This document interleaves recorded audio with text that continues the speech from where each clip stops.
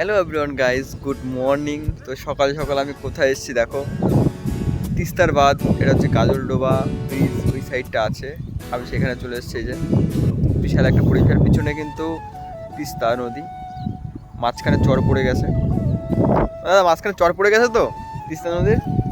আর দাদাদের বাড়ি এইখানে। এই যে গরু নিয়ে যাচ্ছে, অনেক গরু আসছে দেখো ওই সাইডটা। ওই যে ওই সাইড অনেক মানুষ নিয়ে আসছে গরু।